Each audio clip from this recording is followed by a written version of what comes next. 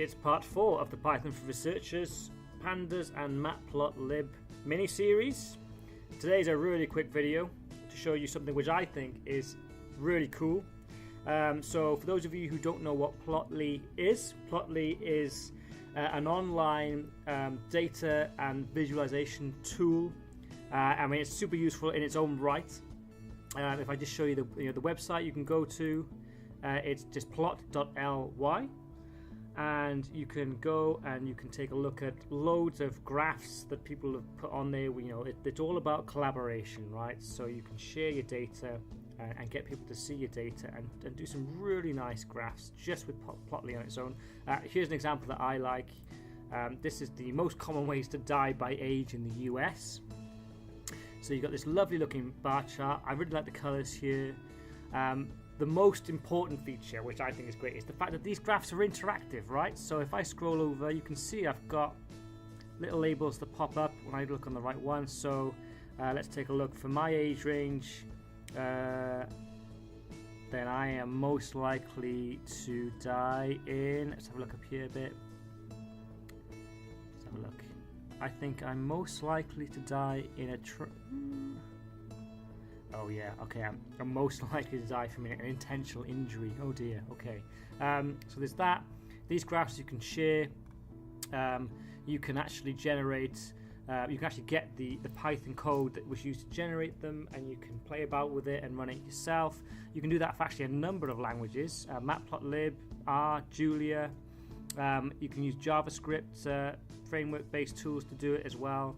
Really, really nice. So today we are going to learn how to convert our Matplotlib figure into a Plotly figure, which will allow us to share it, publicly or amongst collaborators. So let's go take a look at that. Let me go back a bit. So here we were yesterday. I'm pretty happy with our graph now. The thing I have done before running today is I've removed the legend. So I've just commented out this line, and unfortunately the reason for doing that is because Plotly does not like Matplotlib legends at all, it turns out. But don't worry, we'll figure that out. We'll put a legend back on there, but we'll use Plotly to do it later. The first thing we've got to do is we've got to import the right modules to use. So for Plotly, I'm going to import plotly.plotly as py, import plotly.tools as TLS. So those two key Plotly submodules I'm going to use. It's API based, so I need to run my credentials here so that it hooks up to my Plotly account and lets us generate these figures in line in Jupyter Notebook. So to do that, I need to type a line that looks a bit like tls.set credentials file, and I need to input a username. I just put blank strings for these, and an API key equals that. So obviously I'm not going to put my own in, but if you go to Plotly and you log in and you go to settings, so you can create an account for free. I've actually signed up using my Pi4Res Google account here, and if you click on API keys, it will give you the relevant information you need for your Jupyter Notebook. So I'm just going to comment that out. I've already run my credentials, so they should still be there.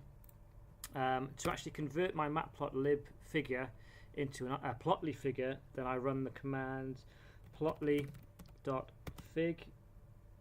Plotly. I'm going to call it a variable plotly_fig is equal to tls.mpl matplotlib to Plotly.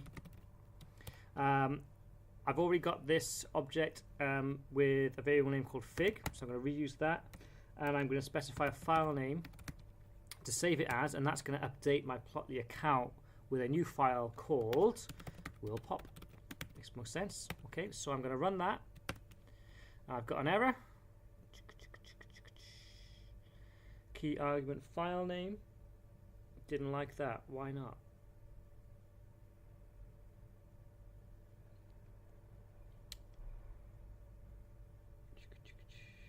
I'm getting ahead of myself. I don't need that yet. So I'm just going to run that for now. Okay, that was good. Now, okay, now that's created an object called Plotly Fig, which is a Plotly figure. Now I want to output that and save it. Okay, to do that, I'm going to use pi.iplot, and I'm going to use that figure, and now I'm going to specify a file name, okay, equals world pop. Okay, and I'm going to run that, and there you go. So it looks very similar to what I had before. Okay, it's got rid of the LaTeX font, but that's okay.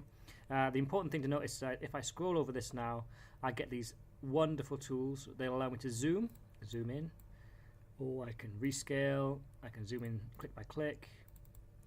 I like this one the most, compare data on hover. That gives me a legend over every data point and makes a comparison for the x-axis as well. That's really nice. And I can now click edit chart,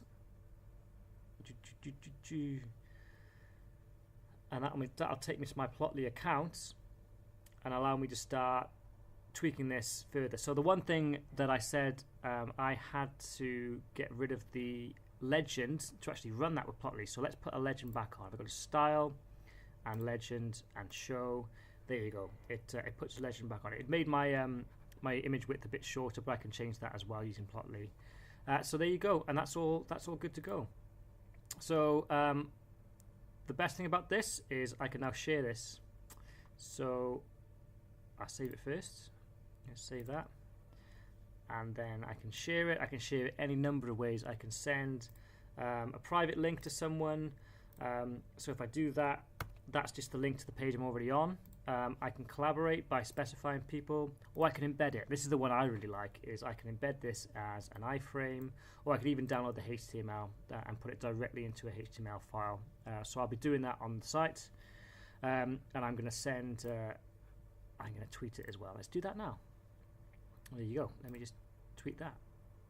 There you go. So I've just tweeted that. Brilliant. So that's it for today. I'll let you play around with that, and tomorrow we are going to be looking or focusing on a few really fun and useful Jupyter Notebook features. Okay, I'll talk more about that tomorrow. Have a good afternoon, folks.